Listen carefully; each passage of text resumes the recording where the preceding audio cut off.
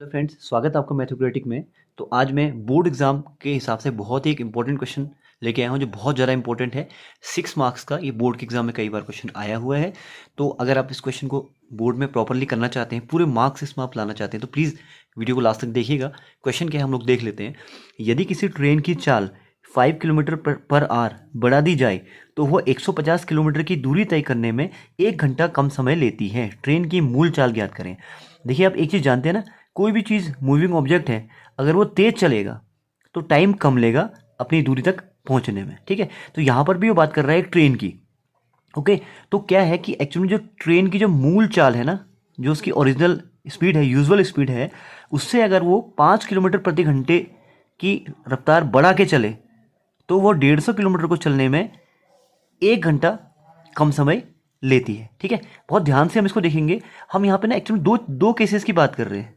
एक तो हम बात कर रही है नॉर्मल केस की, मतलब यूजुअल केस की हम बात कर रहे हैं, सामान्य केस की। ओके, एक हम बात कर रहे हैं बढ़ी हुई स्पीड के साथ जो केस है। ठीक है, क्या केस है देखिएगा। अगर वो ट्रेन नॉर्मल स्पीड से चलती है तब क्या होगा, अगर वो बढ़ी हुई स्पीड से चलती है तब क्या होगा। सबसे पहले हमें क्या करना है, ट्रेन की जो मूल स्पीड है ना वो मान लेनी है। हमने मान लिया कि जो ट्रेन की जो स्पीड है वो है x किलोमीटर पर आवर। ठीक है, इसको हम लास्ट में इसकी वैल्यू हम फाइंड आउट करने वाले हैं अभी। ठीक है, अब देखिएगा क्या है, नॉर्मल केस में क्या है, जो ट्रेन है वो कितनी डिस्टेंस कवर करती है, 150 किलोमीटर। तो जो दूरी है वो है 150 किलोमीटर। ओके, और उसके अलावा ठीक है, उसके बाद देखिएगा क्या है, जो ट्रेन की स्पीड है वो कितनी है, x किलोमीटर पर आवर है। नॉर्मल की बात करता हूँ तो ठीक है, तो अगर मैं फॉर्मूला लगाता हूँ कि time equal to distance upon speed, मतलब समय बराबर दूरी बट्टे चाल, है ना। तो इस केस में जो समय का मान आएगा वो आएगा, दूरी कितनी है 150, 150, और स्पीड कितनी है x। ओके, तो ये हमारा आ गया टाइम। ये वो टाइम है जो ट्रेन नॉर्मली लेती है 150 किलोमीटर को तय करने में। ठीक है, अब हम आते हैं बड़ी हुई स्पीड वाले केस में। बड़ी हुई स्पीड वाले केस में मैं अगर बात करूं तो वो बोल रहा है कि उसी 150 किलोमीटर की दूरी तय करने में वो 1 घंटा कम समय लेती है। तो इस केस में भी जो दूरी है वो 150 किलोमीटर ही है। ओके, स्पीड कितनी है देखिए, यूजुअल केस में उसकी स्पीड है x किलोमीटर पर आवर, लेकिन वो क्या बोल रहा है कि अगर इस स्पीड को मैं 5 किलोमीटर प्रति घंटे बढ़ा दूं, है ना, उसकी स्पीड एक्चुअल में है कितनी, x है। तो अगर वो 5 किलोमीटर की स्पीड उसमें बढ़ा देंगे, हम 5 किलोमीटर पर घंटे की स्पीड अगर उसकी बढ़ाएंगे तो अब नई स्पीड हो जाएगी x+5। तो नई स्पीड हमारी कितनी आएगी, x+5, जो कि नॉर्मल स्पीड से 5 ज़्यादा है। ठीक है, और तो इस केस में बढ़ी हुई जब वो चाल से चलती है तो उस केस में अगर हम टाइम निकालते हैं तो इस केस में क्या है, टाइम का फॉर्मूला होता है डिस्टेंस अपॉन स्पीड, दूरी बट्टे चाल। तो टाइम कितनी आ जाएगी, दूरी इस केस में 150 ही है और चाल हमारी है x+5। ठीक है, ये वो चाल है। अब एक चीज़ ध्यान दीजिएगा, जब ट्रेन ज़्यादा स्पीड में चलेगी तो टाइम लगेगा कम। ओके, और जब कम स्पीड में चलेगी तो टाइम लगेगा ज़्यादा। ओके, अब इस टाइम और इस टाइम, इन दोनों का अंतर आपको 1 घंटा दिया हुआ है। दोनों में कितने घंटे का अंतर है, 1 घंटे का। ओके, इसका मतलब कि इस टाइम में से इस टाइम को हम घटाएंगे तो बराबर कितना आएगा, 1 आएगा, क्योंकि इसमें और इस टाइम में कितने का अंतर है, 1 घंटे का अंतर है ना। तो हम क्या करेंगे, 150/x ये वाला टाइम माइनस जो बढ़ी हुई स्पीड के साथ टाइम लिया गया है 150/x+5 इक्वल टू हम कर देंगे 1। बस यहीं से हमें सॉल्व करके एक इक्वेशन फाइंड आउट करनी है। तो चलिए करते हैं इसको। अगर हम इसमें एलसीएम लेंगे इसका, तो एलसीएम देखते हैं कितना आएगा। एलसीएम आएगा x×x+5 आ जाएगा इसका एलसीएम। ठीक है, उसके बाद क्या करेंगे देखिएगा, 150 से मल्टीप्लाई कर देंगे x+5 को, तो ये बच जाएगा 150 मल्टीप्लाइड x+5 माइनस इससे क्रॉस मल्टीप्लाई करेंगे x को, तो ये हो जाएगा 150x इक्वल टू 1, है ना। अब हम इस ब्रैकेट को ओपन करेंगे तो 150 से पहले x को मल्टीप्लाई करेंगे तो ये बन जाएगा 150x प्लस 150 से 5 को मल्टीप्लाई करेंगे तो ये बन जाएगा 750 minus 150x upon x×x+5 equal to 1। Okay, 150x से 150x हमारा पूरा पूरा कैंसिल हो जाएगा और x×x+5 को हम क्या करेंगे, क्रॉस मल्टीप्लाई कर देंगे इसके साथ। तो x×x+5 को 1 के साथ मल्टीप्लाई कर देंगे तो बन जाएगा x×x+5 इक्वल टू हमारा रहेगा 750। ओके, जब हम इसको x से मल्टीप्लाई करेंगे तो x से जब हम x को मल्टीप्लाई करेंगे तो x² आ जाएगा, x से 5 को मल्टीप्लाई करेंगे तो प्लस 5x आ जाएगा इक्वल टू आ जाएगा 750। जब सबको हम लेफ्ट हैंड साइड में लेके जाएंगे तो हमारे पास जो इक्वेशन बनेगी x² plus 5x minus 750 equal to 0।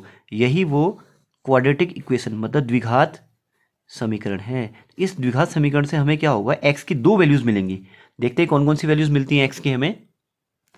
तो इसके लिए हम लोग यूज़ कर रहे हैं फैक्टराइजेशन मेथड, मतलब गुणनखंड विधि का हम यहाँ पे प्रयोग करेंगे। तो यहाँ पर अगर आप देखोगे तो यहाँ पे लिखा है 1, यहाँ पे लिखा है 5 और यहाँ पर लिखा है माइनस का 750, ठीक है। तो हम क्या करेंगे, 1 से हम 750 को मल्टीप्लाई करेंगे तो 750 हमें मिलेगा। इस 750 के हमें दो ऐसे गुणनखंड मतलब फैक्टर करने हैं जिनको जोड़ने घटाने पर 5 है ना। तो आप ध्यान से देखेंगे तो इसके दो जो गुणनखंड बनेंगे 30 और 25, क्योंकि अगर आप 30 और 25 को गुणा करते हैं तो 750 आएगा और 30 में से 25 को अगर आप घटाते हैं तो 5 आएगा। ओके, तो अब हम क्या करेंगे, इस जो बीच में 5 लिखा हुआ है इसको स्प्लिट कर देंगे, इसको हम तोड़ देंगे, 30 माइनस 25 लिख देंगे इस 5 की जगह पे, ठीक है। 30 माइनस 25 तो क्या बन जाएगा, एक्स स्क्वायर प्लस इस 5 की जगह पे हमने लिख दिया 30 माइनस 25 और बाहर से इसके एक्स माइनस 750 इक्वल टू 0, है ना। अब इस ब्रैकेट को ओपन करते हैं तो एक्स स्क्वायर प्लस 30x ये हो जाएगा, माइनस 25x ये हो जाएगा, माइनस 750 इक्वल टू 0। ओके, अब इन दोनों में हमें कुछ कॉमन लेना है और लास्ट के दो में हमें कुछ कॉमन लेना है। तो इन दोनों में आप देख रहे होंगे साफ साफ आपका x कॉमन आ रहा है, तो इस टर्म के बाद बच जाएगा x, यहाँ बच जाएगा 30। ओके, और इन दोनों में जब आप कॉमन देखेंगे तो माइनस का आपके पास 25 कॉमन आ जाएगा, तो इसके पास बच जाएगा x, इसके पास बच जाएगा प्लस 30 इक्वल टू 0। ओके, अब इन सब में अगर आप देखोगे तो x प्लस 30 यहाँ पर भी है, x प्लस 30 यहाँ पर भी है, तो इस पूरे में हमारा कॉमन आ जाएगा x प्लस 30। तो x प्लस 30 जब आपके पास कॉमन आया तो पहले वाले के पास बच गया x और यहाँ बच गया माइनस 25 इक्वल टू 0। ओके, दो क्वांटिटीज़ का प्रोडक्ट 0 आ रहा है, इन दोनों का गुणनफल कितना आ रहा है, 0। ये तभी संभव है जब या तो ये 0 हो या फिर ये 0 हो या फिर दोनों 0 हो, ठीक है। तो हम लोग क्या करेंगे, एक एक करके इस टर्म को भी 0 करेंगे और इस टर्म को भी 0 करेंगे। जब हम x प्लस 30 को 0 करेंगे तो x प्लस 30 इक्वल टू 0 हम करेंगे तो x की वैल्यू आ जाएगी माइनस 30। ओके, और अगर हम x माइनस 25 को 0 करते हैं तो यहाँ से x की वैल्यू आ जाएगी 25, है ना। x था क्या, हमने ट्रेन की स्पीड मानी थी x, तो स्पीड कभी भी नेगेटिव में नहीं हो सकती है, तो इस वैल्यू को हम क्या करेंगे, नेगलेक्ट कर लेंगे, इसको हम कंसीडर नहीं करेंगे। तो हम x की वैल्यू कितनी लेके चलेंगे, 25।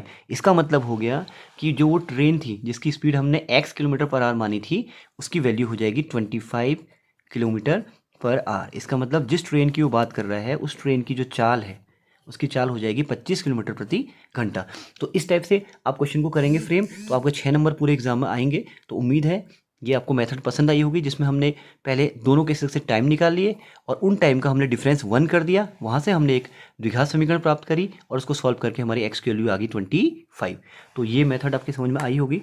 अगर समझ में आई तो प्लीज़ वीडियो को लाइक और शेयर करिएगा और कमेंट में लिखिएगा आपको कैसा लगा ये वीडियो। उसके अलावा अगर प्लीज़ चैनल पर नए हैं तो चैनल को सब्सक्राइब जरूर कर लीजिएगा। इस वीडियो को आपने लास्ट तक देखा, इसके लिए आपका बहुत बहुत धन्यवाद। मिलते हैं अपनी नेक्स्ट वीडियो में।